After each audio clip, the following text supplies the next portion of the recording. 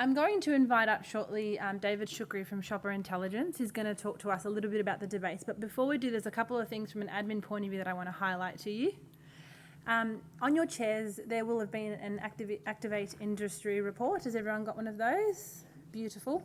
You will all now, on the thank you to COVID, know how to use a QR code, correct? Anyone not know how to use a QR code?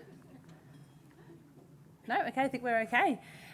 So that will be you'll need to have that handy because that's how we're going to decide who wins. You get to decide, and that's the audience participation component. So I'm going to invite up David Shukri now to take us through the format for the debates, and he will be our moderator for this event, the one you've all been waiting for. Welcome, David. Thank you, Ezra. Good evening, ladies and gentlemen, and welcome to this evening's little appetizer, which is, of course, the Great Millennial Debate, the 2024 edition. The economy is cool. It is decidedly cool outside, but in here the temperature is rising, and it's only going to get warmer as we prepare for some heated debate on stage in just a few moments. As Ezra said, my name is David Shukri. I'm delighted to have been invited back to play my own small little role in tonight's proceedings again this year. If any of you remember last year, you'll recall it was a shock result as the millennials went down. Remember that?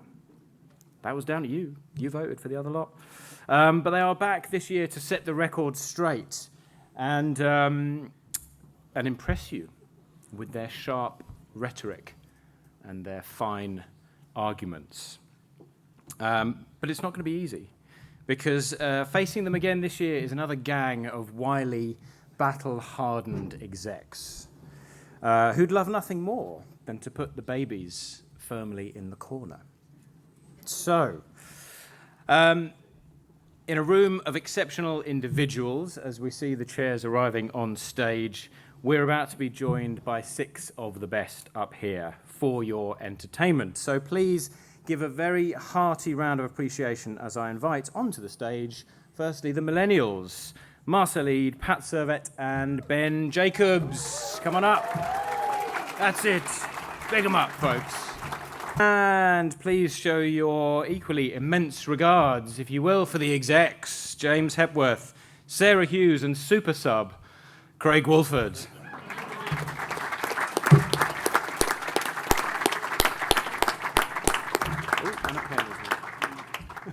It's all going to pot. All right, folks, we're going to see the gloves coming off very shortly indeed. But first, let me run you quickly through how this is going to work. We have our teams, of course, and now we need something to debate. So our motion tonight, derived from the 2024 award topics, is artificial intelligence is seen as the future of society and commerce. But is it an angel or is it a devil in disguise? We're about to find out. Arguing that AI is our celestial savior will be the millennials. So therefore, the execs will seek to persuade you that it's just a pathway to hell in a handbasket. Now, the final thing we need before we kick this little shindig off is some rules and some structure. That's what I'm here for. So here's how it's going to play out. We will alternate from one team to the other, with each speaker allowed 3 minutes, nothing more. Okay? I will give each of you a signal when there's around about 20 seconds to go. Okay? And then after that, no more.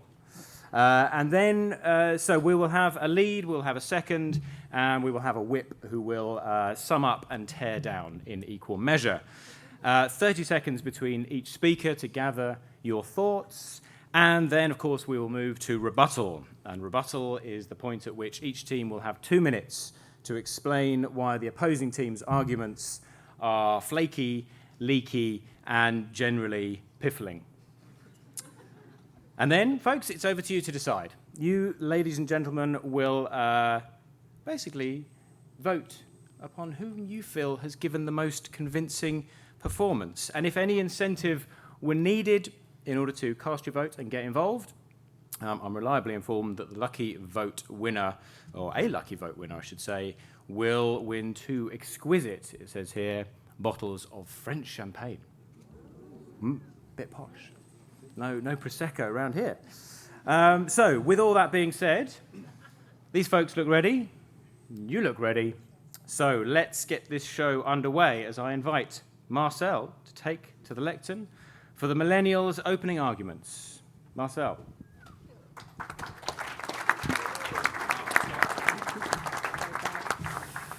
Thank you. Craig, lovely to see you up on stage as, what was it, the second ring-in? Yeah. I'm not sure what you're doing here, though, as an analyst. We have AI now, yeah? Ladies and gentlemen, esteemed judges, and our Gen X opponents who still somehow think LOL means lots of love. Today, we stand at the crossroads of innovation where the trajectory of our future hinges on the question, is artificial intelligence, or AI, the angel or the devil of future society and commerce? Befittingly, of course, my team and I are here to argue that, of course, AI is an angel, here to help save humanity and usher in a new generation of 1, healthcare, 2, sustainability, and 3, commerce. Now, let's give a nod to our Gen X counterparts over here. We really do salute you as the guardians of the analog age. But forgive us if we laugh at your hesitation towards AI. For you, the Nokia to our iPhone, the MySpace to our TikTok, and the petrol guzzlers to our EVs. Progress waits for no one, folks, and with caution, AI is the next big leap. And so the 3 pillars where AI stands tall. Firstly, healthcare. AI isn't just about fancy algorithms, it's about levelling the playing field.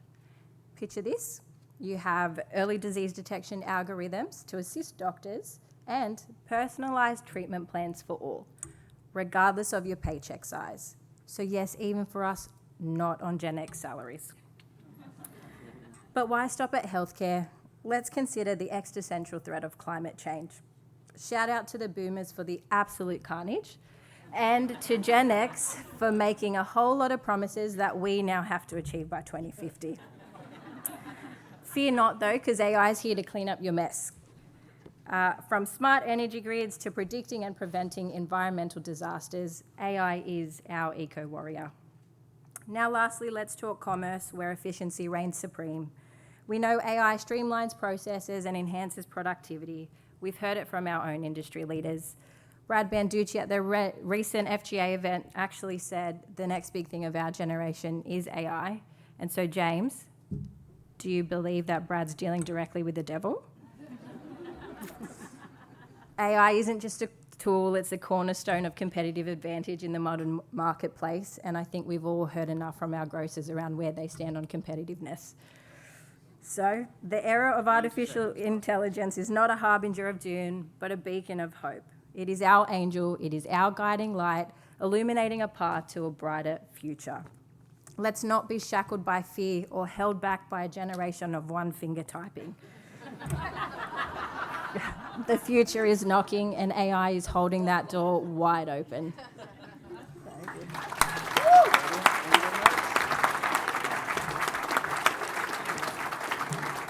Nothing wrong with one-finger typing. And I don't know, what does LOL mean then if it doesn't mean that? Obviously the wrong generation. Fabulous. So some very serious points there in amongst the references to the carnage and the mess that has been left behind. I think the most cutting comment there has to be referring to anybody as being Nokia. That's not really what you want, is it?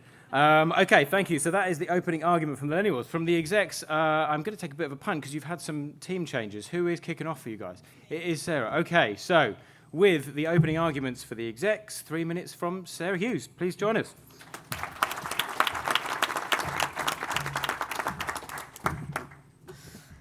Thanks to the Millennials for kicking off and cancelling your yoga class this evening and making time for us. It's very, very appreciated. Thanks, guys. Marcel, I'd like you to know as well, I actually drive an EV. Each generation believes that tech will make life easier and better. 25 years ago, there was no email, no smartphones. There were Nokias. But here we are in 2024, and we never tune out and we never have downtime. Technology has enabled us to be constantly connected, but our levels of stress and burnout are at all-time highs. AI has promised to make our life easier and better, but can it deliver?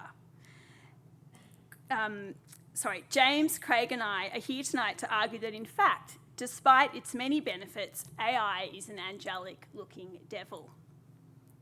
Contrary to what the millennials have told you, AI is simply not what it is cracked up to be. AI is a devil and it's likely to be the cause of human extinction in the next 100 years. Just let that sink in. It's easily weaponised, it lacks empathy, it perpetuates bias and misinformation, and it exacerbates inequality. It may seem a long bow from a helpful chatbot to autonomous lethal weapons, yet that genie is well and truly out of the bottle.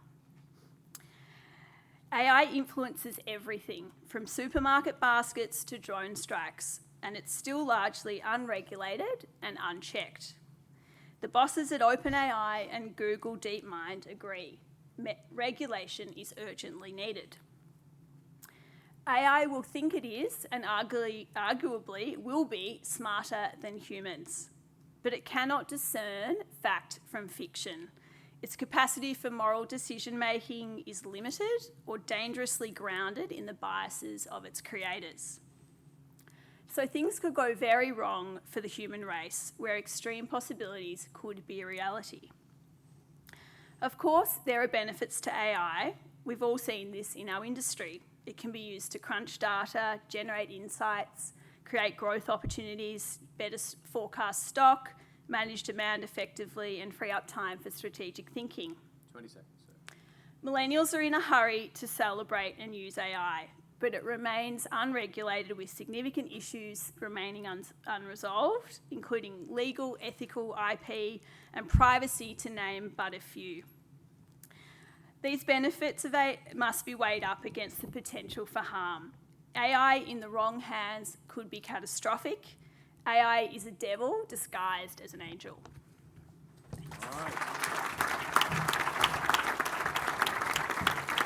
Holy moly, that got serious quickly. She starts off with an EV and then we're all dead in 100 years. Jesus. Yeah, I don't know what to say to that. We started stressed and burned out, and then we've ended up with corruption, and I feel more stressed now than I've heard that. Okay, well, Pat, where are you going to go with that next? You're up next? Okay. Let's do it. Let's do it. 3 minutes. Go for it.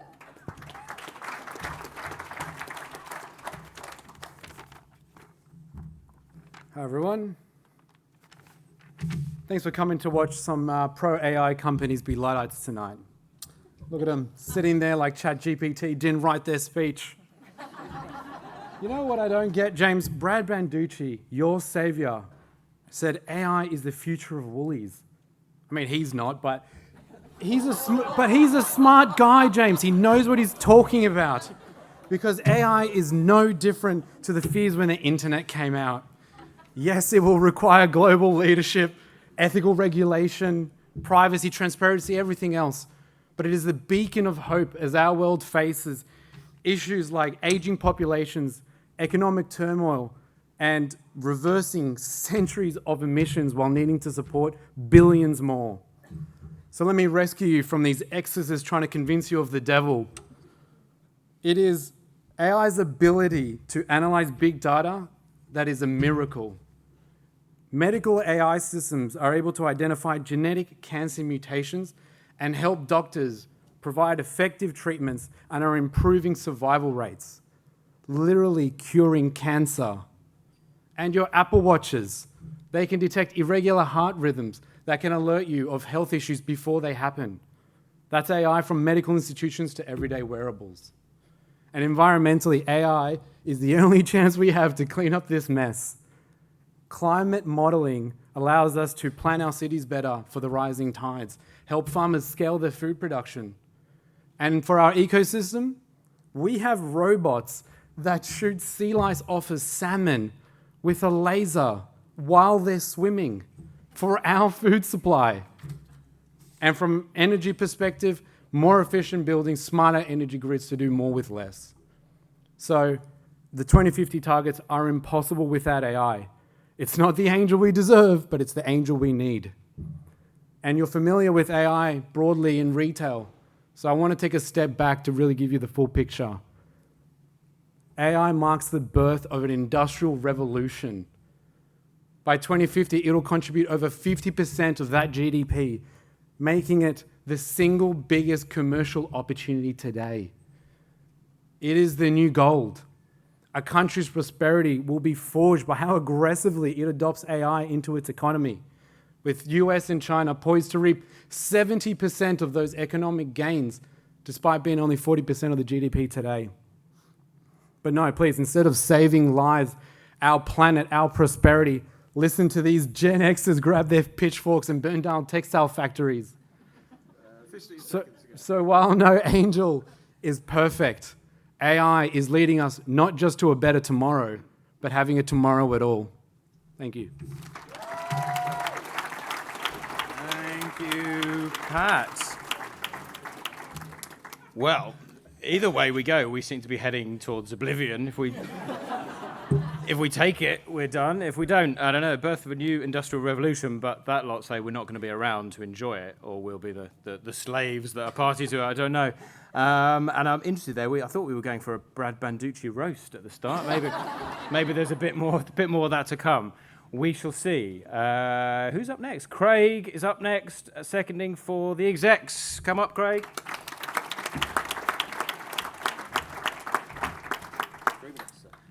Thank you. As our two millennials have said, and predictively as I may add, AI will no doubt change the world. Our older generations, we're scared and we're worried about the downfall of humanity, but that's over-exaggerated. I'm going to challenge that notion and build on what Sarah has talked about and show that AI will become the devil that we all despise. There's no doubt that AI can help us create a future that automates our menial tasks, but unchecked, it could lead to manipulation and bias. The outcome that we see in AI is only going to be as good as the information that we put in. The first generation of ChatGPT had information from the internet up to 2021. Can we really evolve as a society if the AI creates the content, but that content is based on history? Will we really freely share information going forward if it's coming from these AI machines?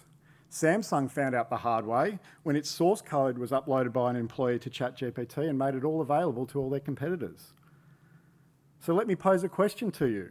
If your career depended on it, would you let AI make the final decision? Because I certainly wouldn't.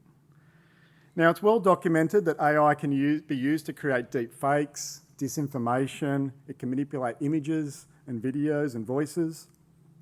So in my opinion, the big issue is that AI has a real fundamental problem. We can't trust it.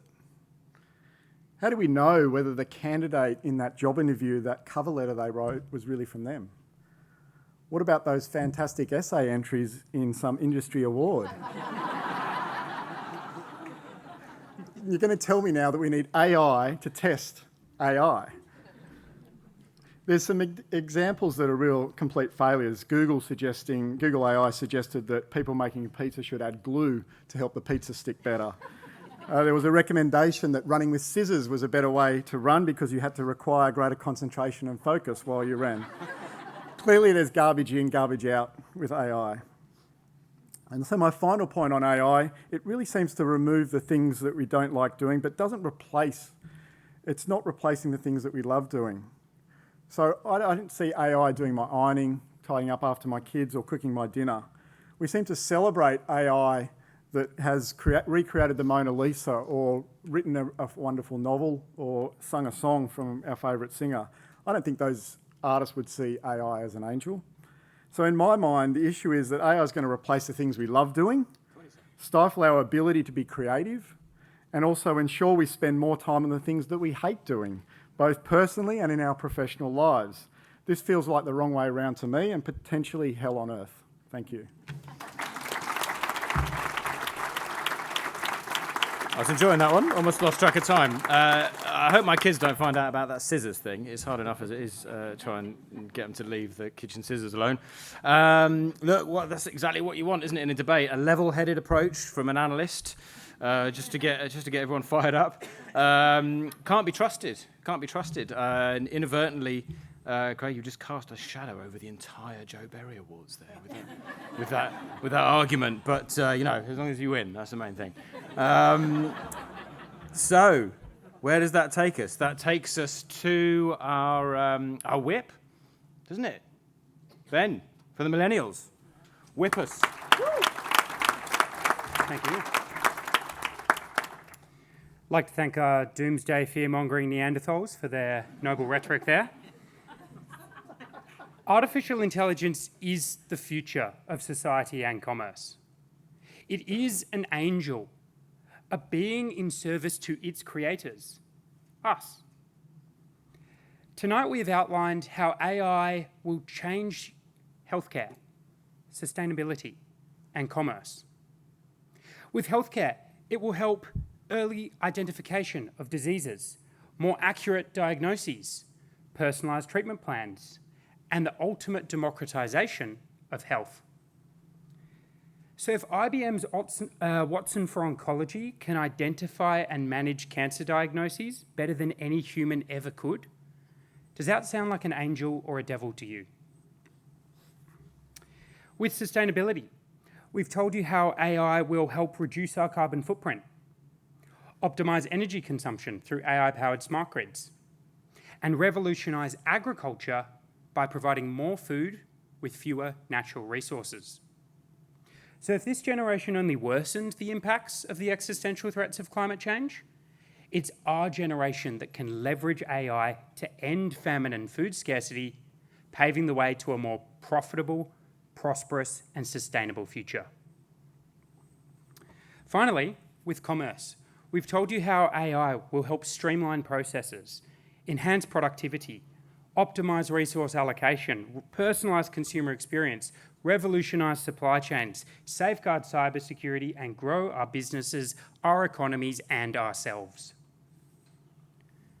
But you guys already know about the day-to-day impacts of AI, because you probably asked your AI-powered Siri to get your AI-optimised map to show you how to get here tonight, while these guys used it to open their phones with their face because they probably forgot their password. But in truth, we get it, guys. Like, we understand that AI might sound a little bit scary to a generation frightened by the concept of having to convert a Word doc to a PDF. But we have shown you tonight that AI is the future of healthcare, the future of sustainability, the future of society and commerce. It is our future. It is our present, and it is an angel. Thank you.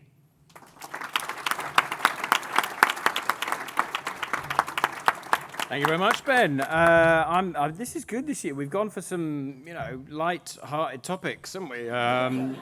Ending famine, cancer eradication, healthcare sustainability. No, this is all good stuff. This is all solid debating territory. So now we just need a rebuttal from the execs, and that means we are going to hear from the redoubtable James Hepworth. James, 3 minutes. Thank you. Thank you very much. Ben, I worked for Aldi not that long ago, and they were still using fax machines, so I'm not sure how come you're suddenly an expert on AI. Still use fax machines, yeah. Marcel, have you ever heard of Cyberdyne Systems or Skynet? No, you've never seen the Terminator movie. Well, let me tell you, Arnold Schwarzenegger painted a pretty grim picture of a sentient AI future. Who exactly? You should get on ChatGPT and check it out. Just science fiction, right? Well, apparently not. Last May, the Center for AI Safety released an open letter signed by 350 executives, engineers, and researchers, all working in AI, pleading world leaders to take the catastrophic threat of AI more seriously. They said, and I quote, "Mitigating the risk of extinction from AI should be a global priority alongside other risks such as pandemics and nuclear war. It's pretty damning and compelling evidence from the experts, not people using fax machines. And if the complete destruction of the human race wasn't enough, there's more. AI is trained in data, and that data is created by humans. It is biased, it is wildly inaccurate, and is often untrue. And it is also unregulated, making it the perfect tool for organizations and individuals to spread fear and misinformation.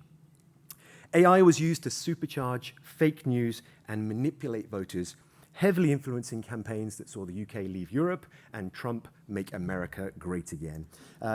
It's malicious, it is discriminative, it is persuasive, and it tirelessly influences people, often on social media, when they are unaware that they are actually being controlled. And most disappointing, as if all the extinction stuff wasn't quite enough, AI has become the thief of joy. Humans possess an aptitude and passion for creative arts. It sets us aside from other animals, and it certainly sets us aside from machines. But AI, through the illusion of creativity, is mass-producing the things that have brought us joy and meaning for hundreds of years. Poetry, music, painting, all stolen from the hands of artists and reduced to a single ChatGPT prompt. When we consider the future of society and commerce, it is very clear that AI is not an angel. It is Amazon's sexist recruitment bot that only recommended men for roles. It is Google's Gen AI tool that lied and cost their business $100 billion. And it's Microsoft's social media engine that posted 95,000 racist and homophobic tweets before the plug could literally be pulled. Humanity's only hope is that for all of AI's smarts, it still can't get my predictive texts right, ducking hell. In a simple capture test, it can't select all the boxes with traffic lights in either. Thank you very much.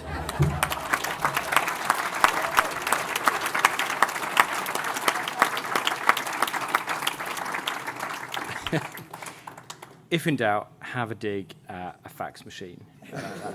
I was surprised it took that long for Terminator to come up, actually. I thought we'd have a bit of Arnie earlier on in the discussion. But there's a few things to focus on in rebuttal, folks. Misinformation, helping Trump to win an election, or did it? Don't know, do we? Get it? Just don't know. Thief of joy, mass producing of art. A few things to work with. So, can I invite someone forward for a rebuttal? Will it be Marcel? Will it be? Yeah, that's on first. Okay, well, in that case, you're up first. I don't know why. But you don't get noticed. Well, you've got a few seconds now while we go back and forth. I'll fill in, shall I? 30 seconds, yeah.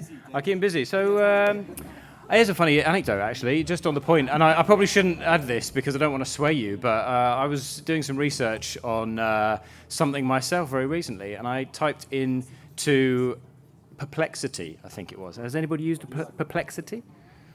I advise caution because I specifically said to it, I want sourced evidence of such and such and such. So it came back with this very authoritative answer. And sourced as well. So I went along to those sources and I looked for evidence of the stuff that it had said it got from those sources. It didn't exist.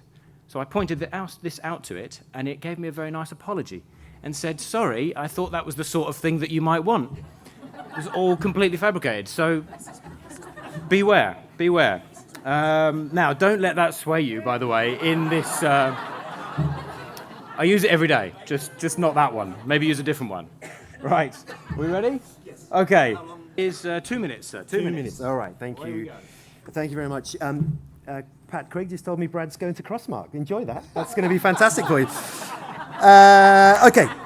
Look, we expected from them, AI's great. It's going to do all the heavy lifting. It will give us more work at home days. We can post about it all on social media. We expected that. We didn't expect the rubbish they got from ChatGPT about healthcare and IBM curing cancer. I mean, it didn't. It misdiagnosed cancer and was pulled. And certainly from a climate point of view, the power that is required to run AI to the extent that they want and also keep them in Bitcoin is going to mean that we have to burn the very last of our fossil fuels. So, we're not angry, we're just disappointed. We expected a little bit more. I actually, as a test, went on to ChatGPT and said, is AI bad? And it literally said, do not trust me, I'm coming for you. That's us. Thank you very much.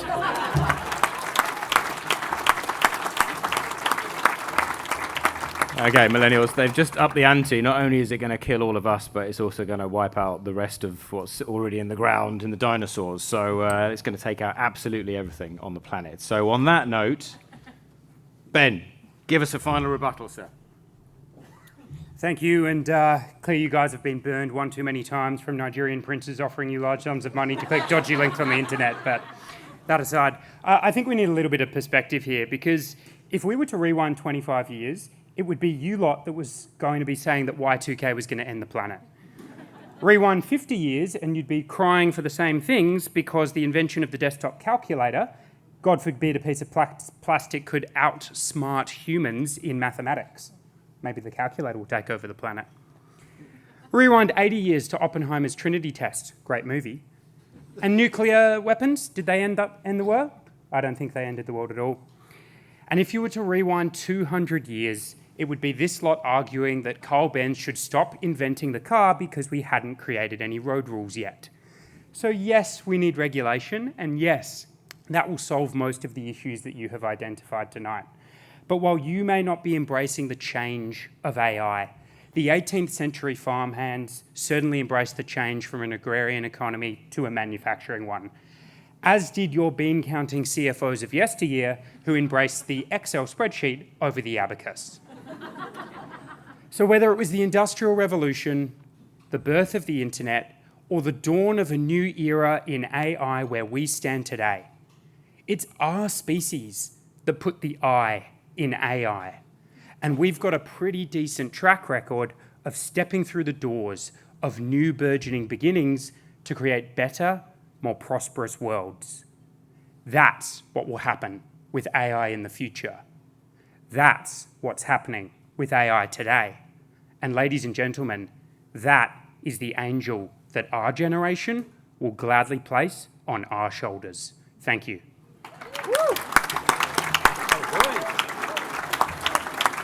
Wonderful. I think that was a suitably rousing and positive end to that debate. Hasn't that uplifted you now? Doesn't that make you feel better? Well, we've had some terrific arguments, and thanks again. Give them all another round of applause, please, folks. Great work. Great work. Thief of joy, robbing us of masterpieces and art, misinformation, ridiculous rubbish coming out of machines that's ultimately going to kill us all, or is it something that's going to save us all? Sort out our healthcare, resolve the emissions problems, cure cancer, and various other things. I think Ben's point at the end there about change is undeniable. It will happen one way or another, but that isn't the question. The question was angel or devil, and it's now for you to decide. Who do you think gave the most convincing and persuasive argument? So, as if by magic, I wonder if that was AI. Up on the screen has appeared a QR code. If I can see your cameras coming out of your pockets, folks. Really want to see those cameras. Show me those cameras. Flash it. Have a vote. You could be going home with 2 exquisite bottles of French champagne. Wonderfully modelled by Keith. And some Ferrero Rocher as well. Or is that instead of? I don't know. Maybe it's been changed.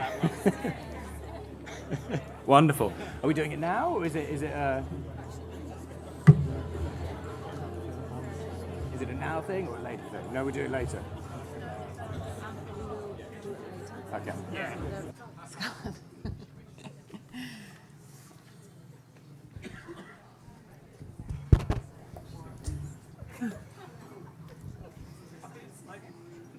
Either or. Okay. Welcome back, everyone. Thank you so much. Wasn't the debate fun? Yeah? Savage is another way to describe it. But I think last year it was pretty clear the feedback was like unanimous that we had to do that ongoing. So it was very, very, let's just say they did not disappoint. And hopefully you're enjoying the new format of the Joe Berry Awards. We thought we'd trial something different this year. Everyone's enjoying the opportunity to network and move around a little bit more. Yeah? Good feedback. So we'll send out something later and we would probably ask you for your feedback because we want to continue to evolve the Joe Berry to ensure that it is representative of how you want to spend this night as well.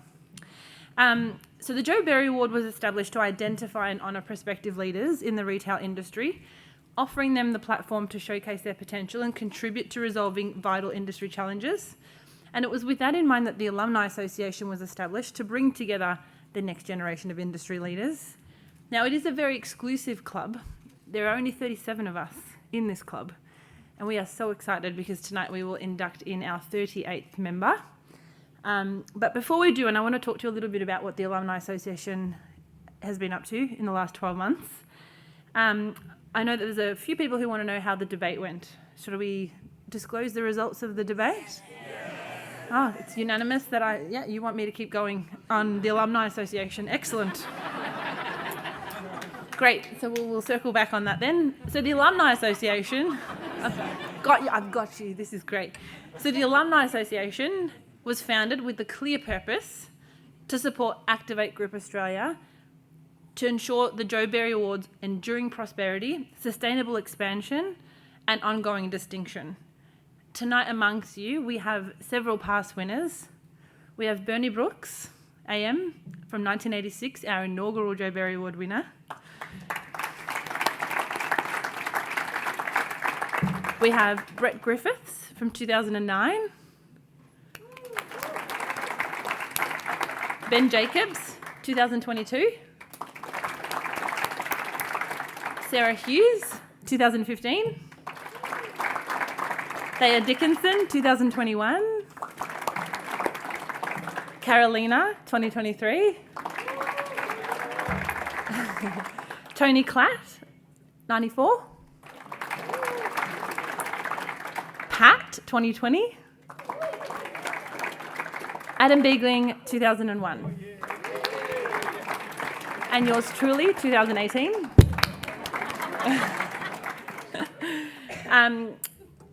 Now, I guess since its inception 12 months ago, the Joe Berry alumni have supported Activate to identify new sponsors for this award. We aligned on the move from a small trophy to a perpetual one that not only recognises and celebrates the rich history of the enduring legacy of the award, but also is an opportunity, a token to sort of move that award from person to person. And we're really excited. We've got 50 places on the front and we've got 50 places on the back because this award is not going anywhere. We, as an alum, we've come together a few times and talked about how we can sort of support this event. And one of the things that we wanted to do a little bit differently this year was also put together some gift bags and as a token of our appreciation for all of your support in joining us to celebrate tonight. We've curated these gift bags, initiative led by the alumni, to highlight our key sponsors and celebrate the incredible brands that support the development of rising talent in FMCG.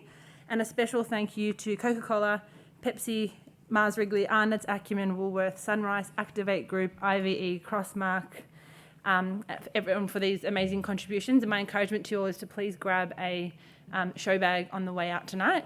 I did want to highlight, I mean, if you were cheeky enough to get one early on in the piece, there's some pretty good dessert options in here. But, you know, if all else fails, there's always Christmas presents from Woolworths as well, drink bottles. Thanks, James, for organising those.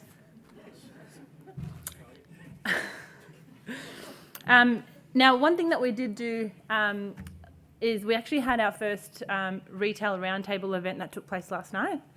And what that was an invitation to the alumni to come together where Chatham House rules apply, which preclude me from disclosing the nature of some of the conversations that were discussed at last night's event.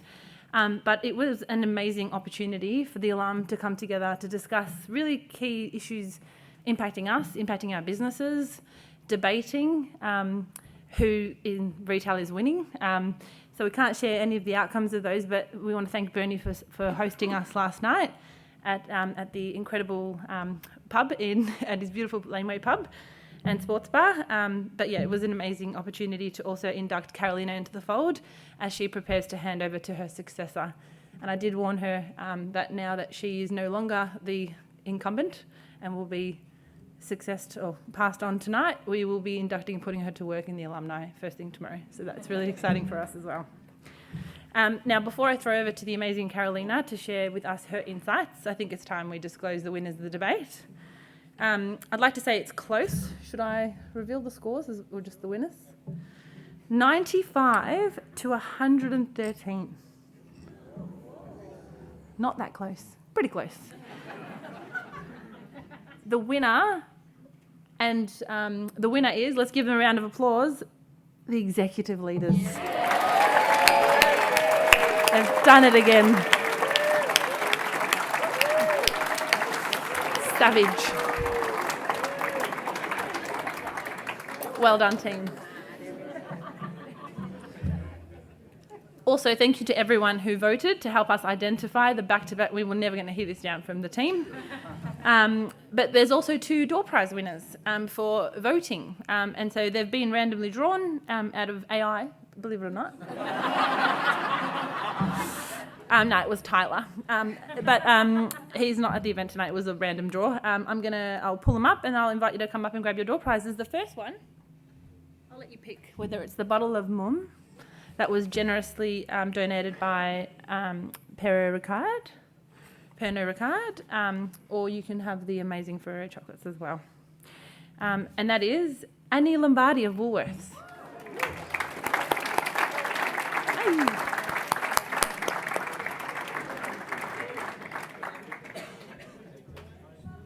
And the second winner is Aaron Perkins from Arnott's.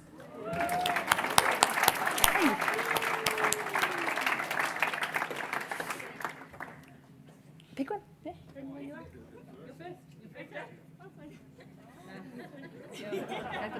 Love that. Crack that.